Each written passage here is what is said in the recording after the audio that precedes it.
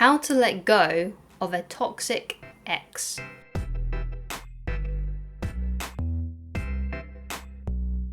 Hi guys, my name is Christine Loveridge and I'm a dating, relationship and personal development coach. And today I'm talking about how to let go of a toxic ex. Before we get into this video, please do like it and please subscribe to my channel because that would really help me out a lot. Thank you so much. So the first thing that I want to get into is incompatibility. Basically, any ex that you have or any person that you once were with are only toxic usually because you're incompatible. So incompatibility is basically when you two have very different lifestyles and different values. So for example, in my own personal life, I was once in a relationship where I was with someone who really loved drinking and partying. I didn't value that lifestyle and I didn't like living that kind of way. And also they didn't value monogamy. So I got cheated on and they were drinking and partying all the time. And it really made me miserable because I didn't like to do that kind of thing. I didn't value those things. I valued monogamy and I valued more home style family type things. Like I really loved going out on long walks.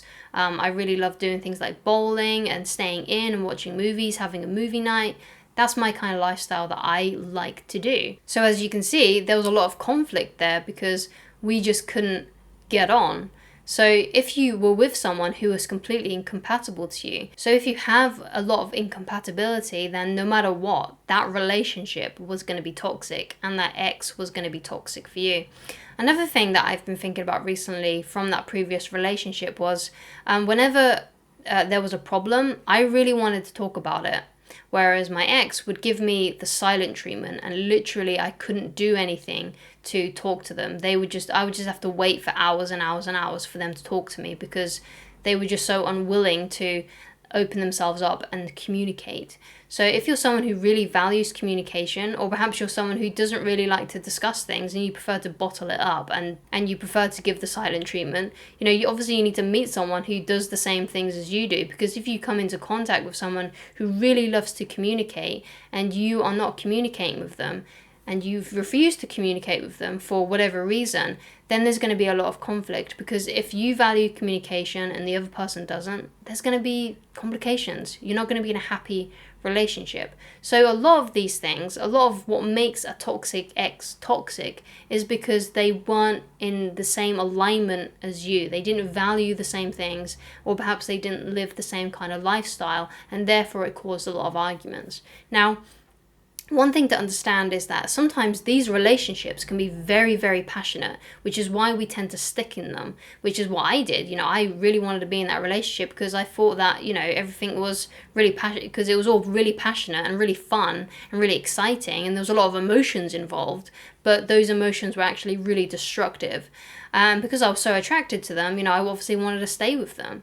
So as you can see, these relationships can be very passionate, but unfortunately they rarely work, and usually what happens is both people become very miserable. So usually toxic exes, it's mostly an incompatibility issue, and you're rarely ever going to be able to change someone's lifestyle and change them and change their values. So it's better to, when you are dating and you're trying to find someone to settle down with, because I'm assuming that's what you want to find someone you can spend your life with, you need to be finding someone who is like you, who has the same values and has the same lifestyle. Because let's take a dramatic one, if you don't want to have children and they really want to have children, then there's going to be a lot of misery there, especially if, let's say, you two do end up together and get married.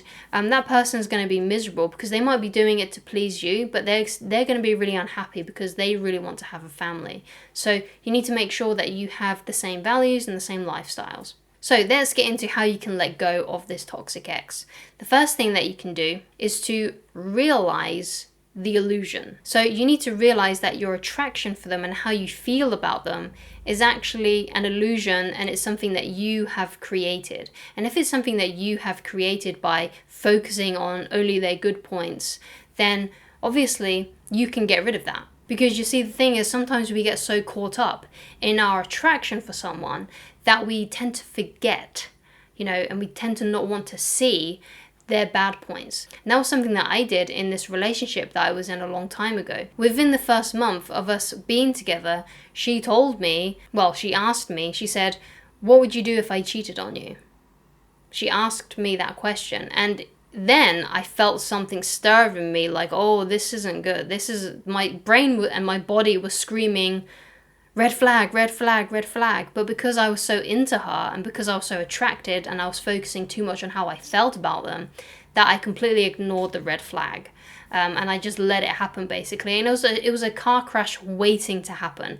But I just wanted to cling on to them because I was just so hoping that this would work out, because I was so attracted to them and because I just felt really strongly towards them. Which is why it's really good to know the things that you want in a partner, to know what your own values are, to know what your lifestyle is, so you can find someone who matches that before you get your emotions involved and before you become too passionate about them. So realize that this passion and this emotion you have for them is an illusion. And because you are wearing these rose-colored glasses, shall we say, you are not noticing the red flags. And you probably didn't notice the red flags when you was in the relationship. So notice the red flags. Notice the things that weren't good about them. Notice the things that were toxic about them or about the relationship. And when you do that, you'll start to feel less intensely about it, because you'll realize that there are people out there that do have the same values as you, that do have the same lifestyle as you, who want to live that lifestyle and are looking for someone just like you. And once you realize that, it makes the situation with the toxic ex a lot less inflamed, I guess you could say, a lot less intense, because you realize that, hey, look, there's other people out there that I can meet that do want the same things as I do, and I can have a healthy, happy relationship and find someone who I'm compatible with.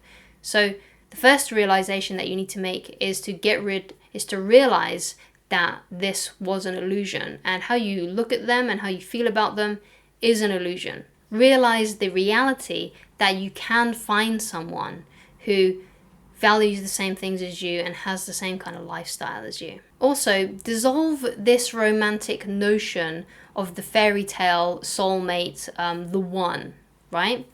This is something that was built, right? The one, the soulmate concept, has come from things like Disney movies, other romantic movies like romantic comedies. It's come from books, it's come from fairy tales. It is nonsense.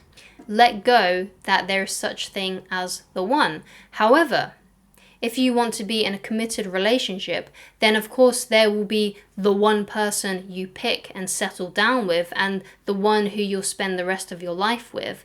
But there are plenty of people out there who are single who can be that one for you. There are plenty of right matches for you. There are plenty of people out there that could be a perfect partner for you. I say perfect loosely because no one's perfect, but there is someone out there who is a great match for you, who you can live a long and happy life with. There are plenty of people like that. I know it doesn't sound as romantic as the fairy tale thing, but the moment you start believing that there are plenty of people out there for you that you can be compatible with, it's going to make you become a little bit more skeptical when you go on dates with new people and you start meeting new people, because instead of what you're looking for is the passionate and how attracted you are to them, what you're mostly looking for and should be mostly looking for, which is paramount, are they the kind of person that you want to be with? Do they like the same things as you? Do they live the same kind of lifestyle as you? Do they want the same things in life? Do they value the same things as you? Those are the things that you should be focusing on mostly when you go on a date with someone and when you meet someone new, not how you feel about them and how attracted you are to them. Because if you only focus on your attraction and how you feel about them, you're most likely going to ignore the red flags like I did. If you want some help with this, then please go and watch this video on how to attract the right partner. So my next tip on how to let go of a toxic ex is to work on your insecurities and your neediness. And the best way that you can actually do this is to invest more in yourself, and invest more in yourself than you literally do than anyone else. So how can you do this? How can you invest more in yourself? So the first thing that you can do is take care of yourself, take care of your body, take care of your hygiene, make sure you eat the right things and you're not being destructive towards yourself. respecting yourself and respecting your own time, and also designing the kind of lifestyle that you would like to live. So how would you like to live? How would you like to be living your life? And start working towards that. Now, of course, you can't always be living in the future, but you can set up every day of your life as like a stepping stone to get you to that point. But you also must be enjoying the moment as well. So it's kind of like this little subtle, complicated, so it's like this little subtle dance that you need to be playing with yourself. You need to be enjoying the current moment and maximizing the current moment, because, you know, we can't live in the future because who knows what the future is going to bring. But also make sure that every day that you are working towards your dream life and how you want to be living your life. Because I don't think, I'm not 100% sure if this is the only life we live. You know, I think that all comes down to a higher power. There's also the nagging thing in your brain like, oh, what if this is my only life and this is my only shot? You know, what if this is the real thing and not the dress rehearsal? So make sure, you know, just to cover basically all scenarios, focus on creating a good day for yourself and also propels you to get to the place where you ultimately want to be. So that's called designing a lifestyle, designing a life for yourself. So obviously there's the ultimate, and that might be you relaxing by your own pool in your mansion. But right now you need to be doing things that obviously help you get to that point and enjoying the current moment as well, because life can go by pretty quickly. And my last tip on how to let go of a toxic ex is to distract yourself if all else fails. So distracting yourself is something that you might want to do if you have like really obsessive thoughts about your ex. So how can you do this? So the best method, I think, is just to have alternatives. Just have plenty of alternatives of things that you can be doing instead of thinking of your ex. So let's say you work and on your lunch break, you go and check your ex's social media profiles. See if you can replace that with something else. See if you can, instead of looking to see what your ex is doing, perhaps you listen to a podcast at your lunch, or perhaps you go and sit with your work colleagues and just keep your phone in your pocket, or keep it in a locker if you have a locker, or just putting it away, or maybe even turning it off, you know, if you can, obviously. Or perhaps this is something that you do when you get home. Perhaps you sit and think about your ex or while you're at home, or you look at their social media pages, or you know, you're pondering about them in some way, or you listen to old music you two used to listen to. So basically any behavior that you do that makes you think about your ex, just find something else to do that's an alternative that distracts you. So this could be playing a video game. It could be reading a book. I think reading a book is really good because you really do have to focus. Obviously you can do that playing a video game as well, depending on the video game. But if you reading a book really does help with your focus. It could be watching a really engaging movie, or it could be just on the phone to your friends or to your family members. Just try and replace whatever you were thinking of before and the way you were behaving before that were making you think about your ex and holding on to them basically, and replace it with some kind of alternative, preferably a healthy alternative. So not getting blackout drunk or using any other kind of substance to help you forget.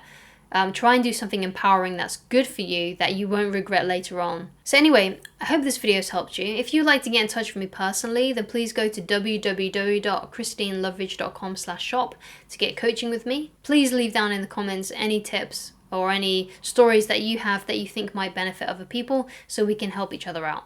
And I shall talk to you guys again very soon. Goodbye, guys.